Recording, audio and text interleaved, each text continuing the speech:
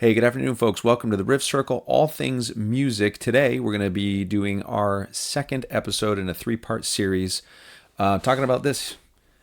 Jimi Hendrix, the UHQR Analogue Productions Axis Bold as Love release. We got both of them here today. We're going to be talking about stereo versus mono. Okay? Heated debate in the vinyl world, on especially on this album here. First episode we did was an unboxing of one of these.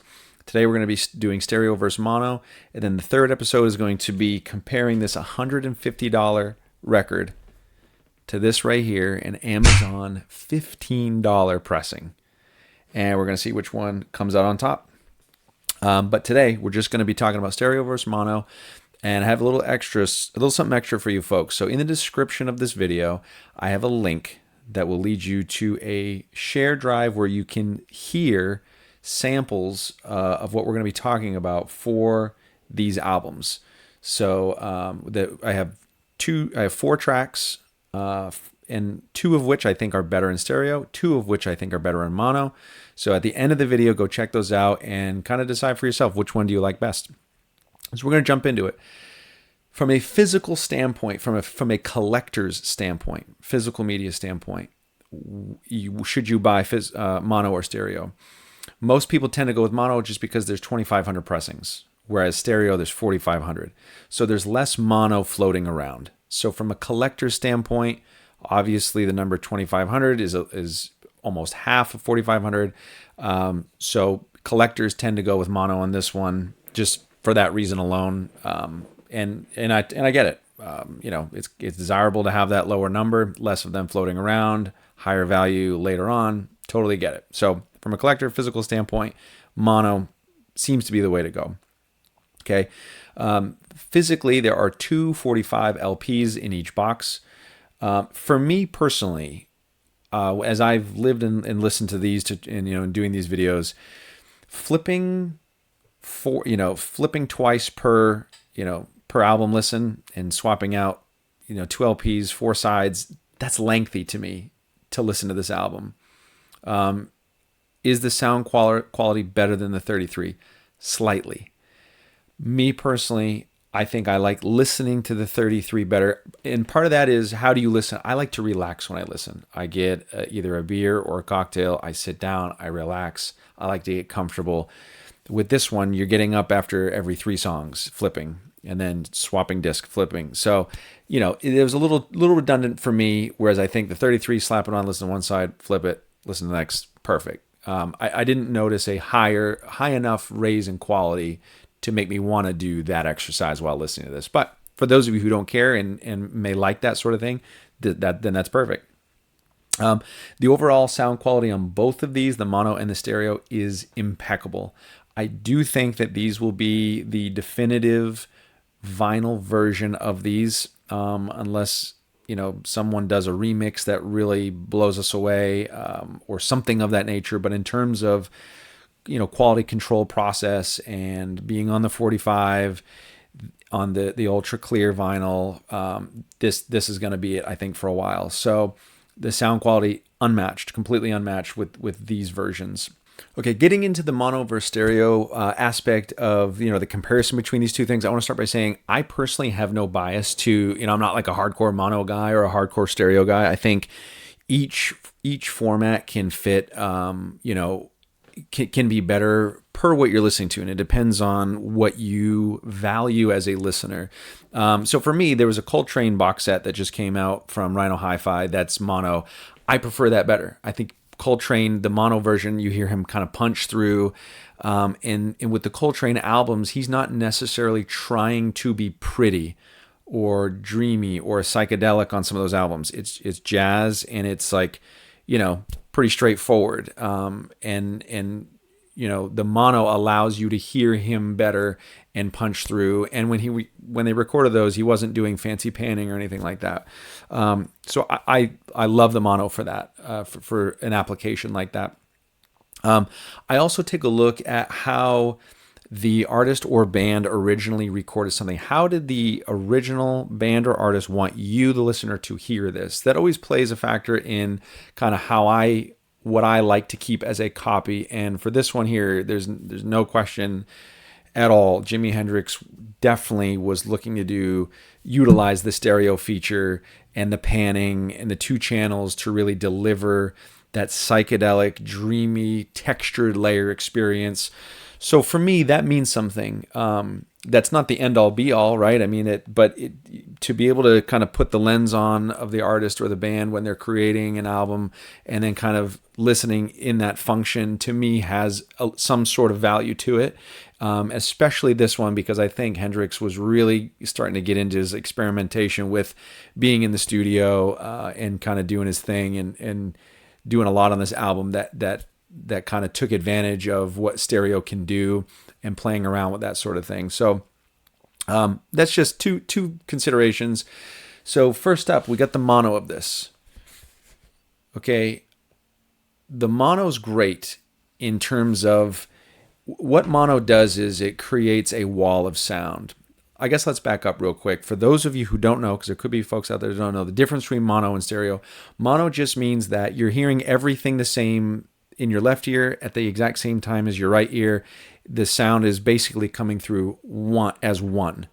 Whereas stereo it's a multi-channel, so you have a two-channel. So you could be hearing guitar and vocals in your left ear. At the same time, on your right ear, you could have just drums and bass only. And you can isolate sounds that way. So that's the difference. For this album, the mono, what's great about it is it elevates Jimmy to that kind of the same way it does with Coltrane, where he just punches through.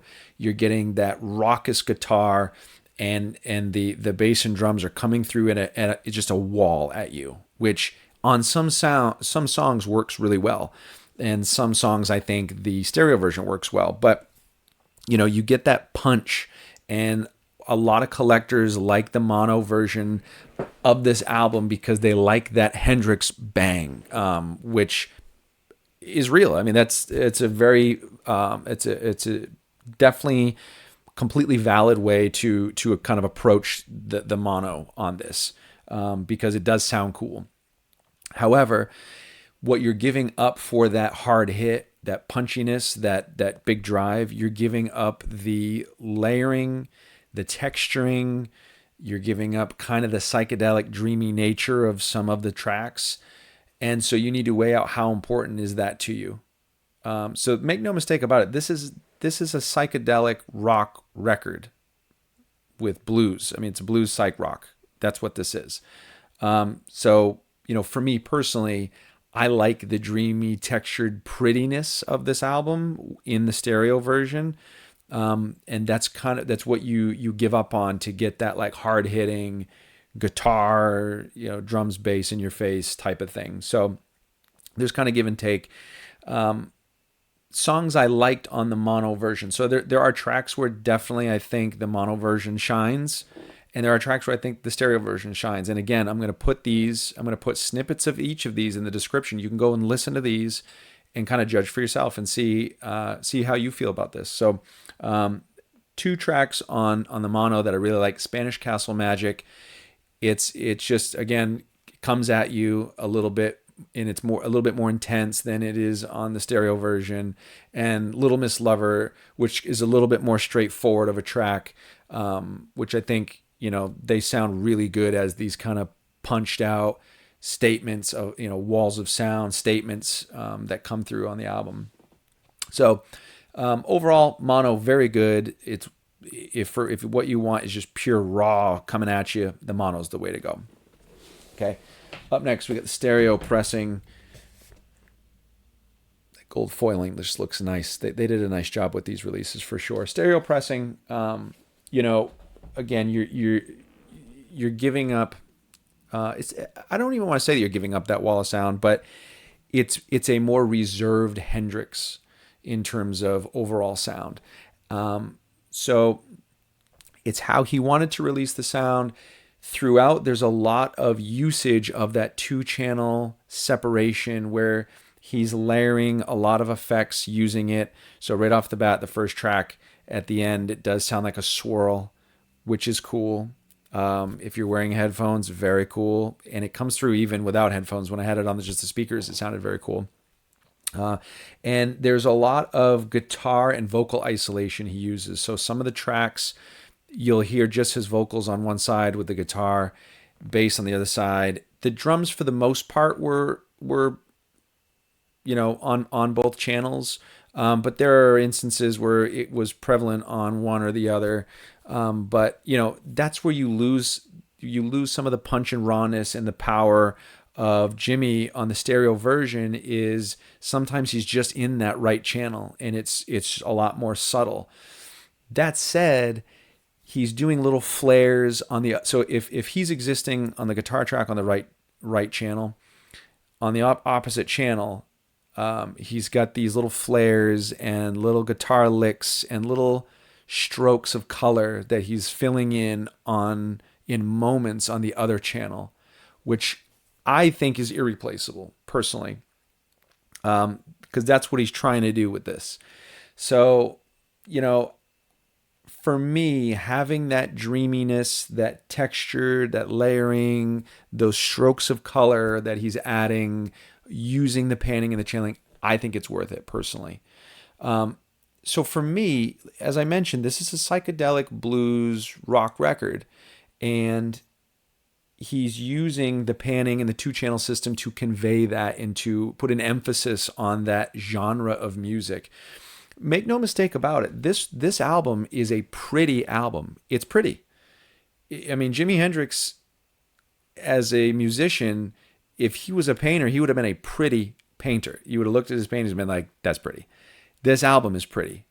And for me, I know it's a little bit blasphemous to say that because this is the dude who lights his guitar on fire, but he does have that side to him, that artistic side to him, kind of that other side where it's just psychedelic and funky. I mean, look how he dressed. He dressed like that too. And I think this album is a reflection of his personality a little bit.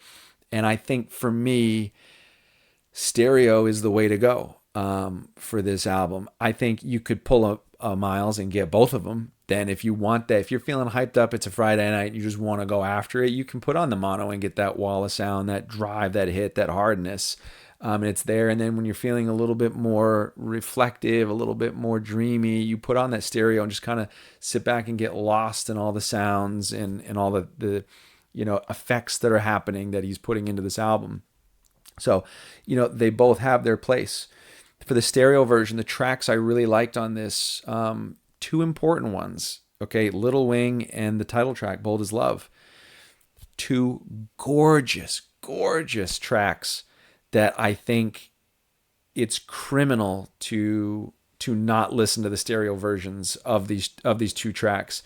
I think these are two major highlights of his whole catalog. I think any audio review guy worth of salt would tell you these are absolutely two flawless tracks in his catalog, and they sound better to me personally on stereo. So again, go and listen to the tracks. I put the links in the description so you can go and take a look and listen. Again, there's those four I mentioned, two that I think are better on mono, two that I think are better on stereo.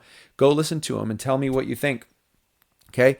And if you learned something today, like the video. We're a brand new channel. We're just getting started. So every like counts, every comment counts. Comment whether you like stereo mono and tell me why. Maybe I've missed something. Maybe hey Miles, I like the mono because of this part on this song is irreplaceable in mono. I want to hear it. That'd be great. And if you like this sort of review and you want to see other reviews, tell me what you want me to review. Subscribe so that you don't miss the reviews. And don't forget, we're going to be doing this guy next. $150 for his 15. And in that video, we're going to be doing the same thing where I'm going to record them and then upload it so you can hear the difference between, because the YouTube, if you don't do it this way, YouTube will just choke and throttle the sound and audio quality is just out the window. So you got to go external for this. So $150 versus $15 the next episode. What are your thoughts? What do you think? Do you like mono? Do you like stereo for this album particularly? Which one's your favorite? Why? And maybe you're like me. Maybe you think both of them have their place. Maybe you bought both. Which tracks are better in stereo? Which tracks are better in mono? Let me know in the comments, folks. For God's sake, subscribe to the channel. It helps us. We're brand new. We're putting out videos all the damn time here to try and catch up and kind of grow the brand.